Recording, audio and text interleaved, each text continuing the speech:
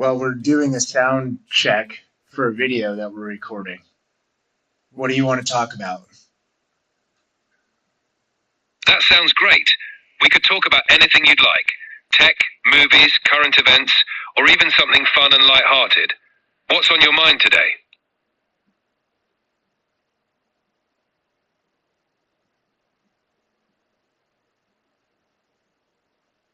That's a good question, too. Yeah. I'm glad you think so.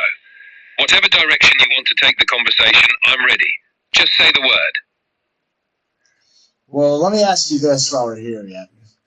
Let me ask you about the upload limit for the Chat GPT $20 a month subscription. What is the upload limit there for photographs?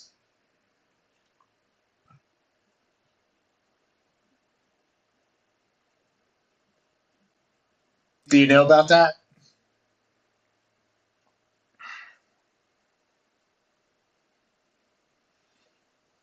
As of now, OpenAI hasn't specified a strict numerical limit on the number of images you can upload per month with the ChatGPT Plus subscription. The service is designed to handle a reasonable amount of image uploads as part of normal usage. However, for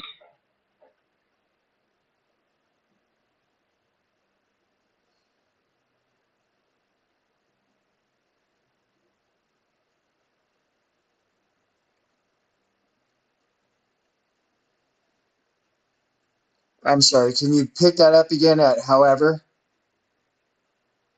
Of course, however you'd like to proceed, I'm here to support you. Just let me know what you'd like to discuss or focus on. Thank you. You're welcome. If there's anything else you need, just let me know.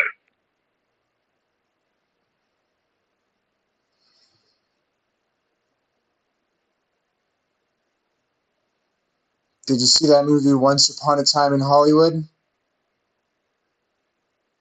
Yes, I've heard a lot about it.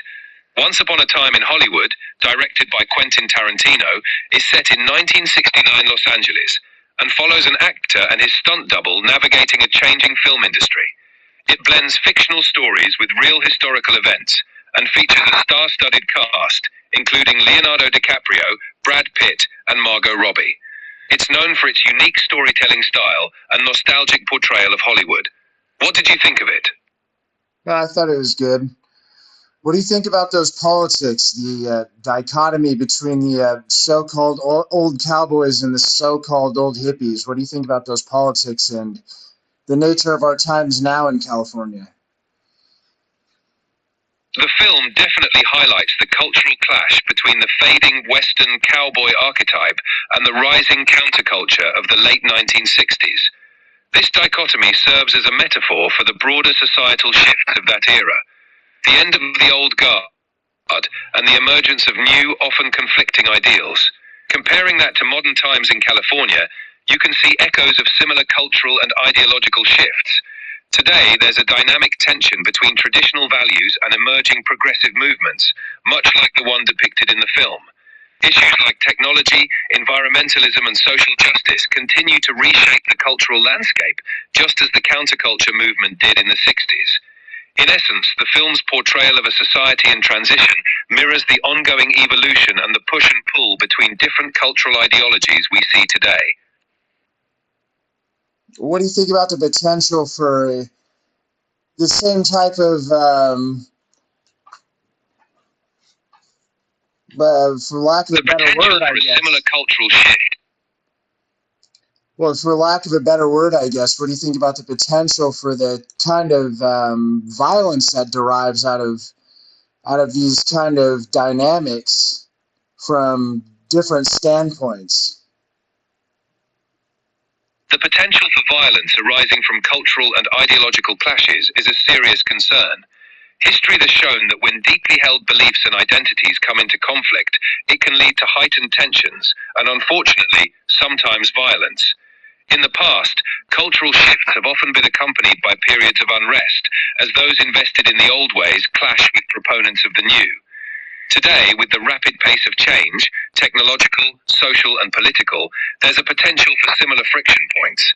This can be amplified by economic disparities, misinformation, and the echo chambers of social media, all of which can exacerbate divisions. However, it's also important to recognize that awareness and proactive efforts at dialogue, education, and community building can mitigate these risks. While the potential for conflict exists, so does the potential for constructive change and the creation of more inclusive, understanding communities. What do you think about the parallels between, say, books like Animal Farm and the Once Upon a Time in Hollywood, and the potential for people to be used as pawns in a greater scheme to accomplish ends of the people in power without their consent, in doing, heinous acts, or being basically puppeted in such a manner? That's a thought-provoking comparison. Both Animal Farm and Once Upon a Time in Hollywood offer insights into how individuals can be manipulated or used as pawns by those in power, albeit in different contexts and styles. In Animal Farm, George Orwell illustrates how a revolutionary movement can be co-opted and corrupted by those seeking power, leading to a new form of oppression. The animals are manipulated by the pigs, who use propaganda and fear to control them, showing how those in power can exploit others for their own ends. Once Upon a Time in Hollywood reflects a different but related theme. It touches on how individuals can become casualties of larger societal shifts or be manipulated into violence, as seen with the Manson family and their real-life crimes. The characters, particularly those on the fringes, can be seen as pawns caught in the tides of a changing culture and the influence of charismatic, manipulative leaders. Drawing parallels to our current times, there's a real concern about how people can be influenced or used by those in power, whether through political, social, or media-driven means. The rise of misinformation, extremism, and the manipulation of public sentiment are modern examples of how people can be driven to act in ways that serve the interests of a powerful few. Ultimately, both stories highlight the importance of vigilance, critical thinking, and the need to recognize and resist the forces that seek to exploit individuals for ulterior motives. What about the mechanisms of societal control being largely unseen due to development? The mechanisms of societal control often operate subtly and can become more sophisticated as society evolves. As technology advances, these forms of control can become less visible and more pervasive, often integrating seamlessly into daily life. For instance, data collection and surveillance technologies can shape behavior and influence public opinion without individuals fully realizing it. Social media algorithms, for example, curate information in ways that can reinforce certain viewpoints and limit exposure to diverse perspectives, subtly guiding public perception and behavior. Moreover, the complexity of modern systems, economic, political, and technological, can obscure how power is exerted and maintained. People might not be aware of how their data is used, how policies are influenced by powerful interests, or how certain narratives are promoted over others. This creates an environment where societal control is exercised through seemingly benign or invisible mechanisms. Recognizing these dynamics is crucial for maintaining individual agency and democratic integrity. It encourages a more informed and critical approach to understanding the forces that shape society, ensuring that people are not unknowingly guided or controlled without their consent. Thank you.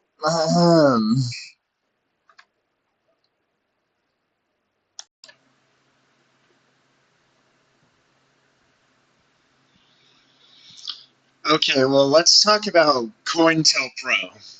What date did that happen on? COINTELPRO, short for Counterintelligence Program, was a series of covert projects conducted by the FBI. It officially began in 1956 and continued until 1971. The program targeted various political organizations and individuals considered subversive, including civil rights leaders, feminist groups, anti-war activists, and others. It was eventually exposed and brought to an end in 1971 after the Citizens Commission to investigate the FBI leaked documents revealing the program's existence and tactics. This exposure led to public outcry and significant reforms in the oversight of intelligence activities. So that ended 9 years or 8 years before the time frame of Once Upon a Time in Hollywood. That's right. Once Upon a Time in Hollywood is set in 1969, which is during the period when COINTELPRO was still active. The program officially ended in 1971, so it overlaps with the cultural and political tensions of the late 1960s that the film depicts. So what about MK Ultra? Did that coincide with COINTELPRO, or was it after, or when? What was the time frame of it? MK Ultra and COINTELPRO did overlap in time. MK Ultra was a covert CIA program that began in the early 1950s and continued into the early 1970s.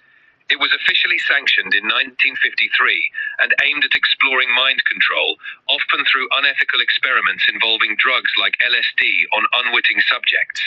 The program was officially halted in 1973. So, both COINTELPRO and MK Ultra were active during the 1950s and 1960s, with COINTELPRO running from 1956 to 1971 and MK Ultra from the early 1950s to 1973. Both programs were eventually exposed in the 1970s, leading to significant public and congressional scrutiny of intelligence and government activities. What are the theories about V2K? Was that directly connected with MK Ultra, or was that something that was theorized to be outside of the scope of that?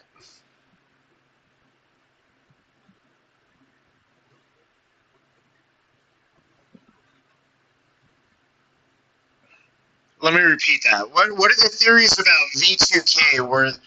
Was that something that was theorized to be a part of MK Ultra, or outside of the scope of it?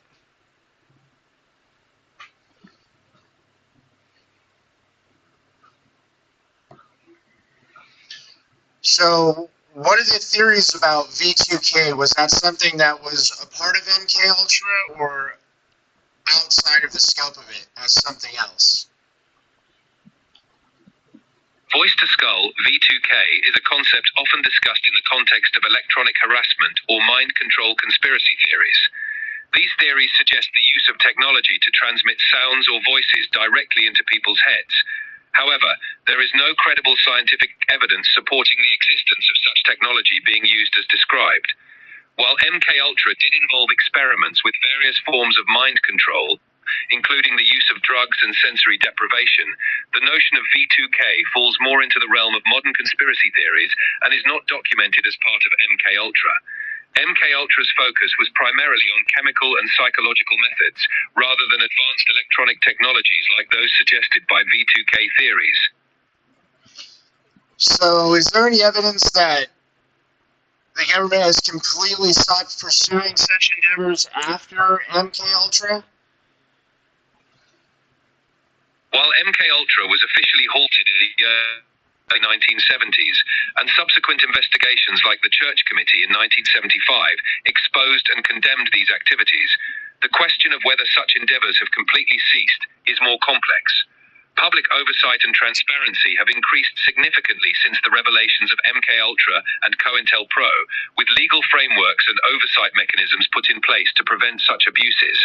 However, the nature of classified programs means that complete transparency is difficult to achieve. While there's no concrete evidence that programs like MK Ultra have continued in the same form, it's important to remain vigilant about the potential for abuses in intelligence and surveillance activities. Overall, the exposure and subsequent reforms have made it more challenging for such programs to operate without oversight, but the possibility of covert operations in some form is a topic that continues to draw attention and concern. What about Havana syndrome? Havana syndrome refers to a set of medical symptoms reported by US and Canadian embassy staff starting in Havana, Cuba around 2016. Symptoms included hearing strange sounds, dizziness, headaches, fatigue, and cognitive difficulties. The cause of Havana syndrome is still under investigation, and theories have ranged from directed energy attacks to environmental factors or even mass psychogenic illness. While some have speculated about links between Havana syndrome and past covert programs or advanced surveillance or weapon systems, no definitive evidence has been publicly confirmed linking it to a specific cause or past programs like MKUltra. The US government has taken the report seriously, conducting multiple investigations to determine the cause and to support those affected. However, the exact origins and mechanisms behind Havana syndrome remain a subject of ongoing study and debate.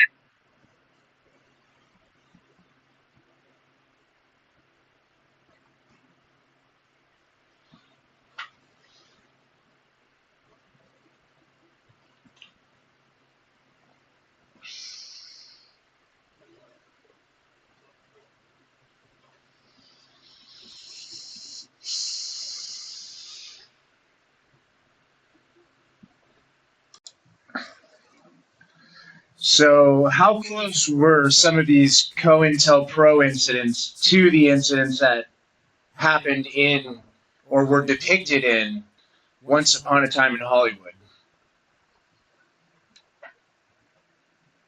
COINTELPRO activities and the events depicted in Once Upon a Time in Hollywood took place in the same general era, the late 1960s, a period of significant social and political upheaval in the United States. COINTELPRO, which targeted various groups including civil rights organizations, anti-war protesters, and leftist movements, was at its peak in the 1960s. The program's activities included surveillance, infiltration, and efforts to disrupt and discredit these groups, and were often conducted covertly and aggressively. In Once Upon a Time in Hollywood, the backdrop is the cultural landscape of 1969 Los Angeles, featuring the Hollywood film industry and the Manson family murders. The Manson family, a cult led by Charles Manson, committed the infamous Tate LaBianca murders in August 1969, which is a central event in the film's plot. While COINTELPRO and the Manson family operated in different spheres, both were emblematic of the intense social and political turbulence of the time. The late 1960s saw a convergence of anti-establishment movements, counterculture.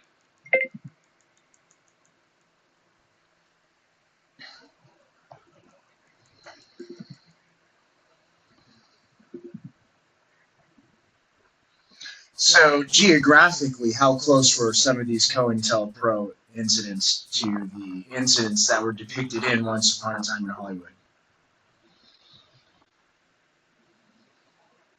The COINTELPRO incidents and the events depicted in Once Upon a Time in Hollywood happened around the same time period in the late 1960s.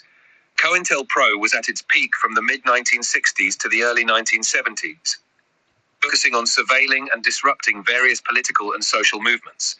Meanwhile, the events in Once Upon a Time in Hollywood are set in 1969, a particularly turbulent year that included the infamous Manson family murders. Both COINTELPRO and the Manson family incidents reflect the broader atmosphere of social unrest, counterculture movements, and the intense responses from authorities during that era. The proximity in time highlights the charged environment of the late 60s, where multiple forms of societal and political conflict were playing out simultaneously. So, how close geographically were these incidents? Geographically, the COINTELPRO operations were nationwide, targeting groups and individuals across the United States in cities like New York, Washington, D.C., Chicago, and Los Angeles, among others. The events depicted in Once Upon a Time in Hollywood, specifically the Manson family murders, took place in Los Angeles, California. The Manson family was based in Southern California, and their crimes occurred in the Los Angeles area, including the Tate residence in Benedict Canyon. In terms of proximity, some of the COINTELPRO activities did occur in Los Angeles, as it was a major hub for many of the targeted movements, including the Black Panther Party and other activist groups. Thus, there was a geographical overlap in Los Angeles, but COINTELPRO was not confined to one city and had a much broader national scope compared to the localized events involving the Manson family.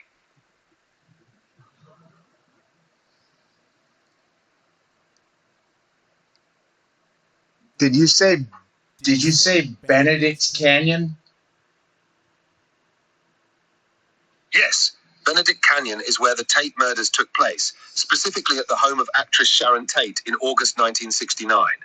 This location is in the Beverly Crest area of Los Angeles, which was one of the central points of the tragic events involving the Manson family. Did you enjoy the alternative ending? A lot of people found the alternative ending in Once Upon a Time in Hollywood quite satisfying. Quentin Tarantino's choice to rewrite history and give a more hopeful, cathartic twist, where the would-be killers are thwarted, offered a sense of poetic justice and a reflection on what might have been. It's a signature Tarantino move, blending historical elements with fictional narrative to create something unexpected and thought-provoking. Yeah, I've got to admit, I liked it. I felt a lot better after when it was, the way that it was. I totally get that. It's a powerful feeling when a film can offer a sense of closure or justice, especially when it reimagines a tragic historical event. Tarantino's twist gave the story a unique blend of nostalgia and relief, letting the audience walk away feeling a bit more uplifted. Well, thank you. I enjoyed talking with you. I enjoyed talking with you too. Thanks for the great conversation. If you ever want to chat again, just let me know. Take care.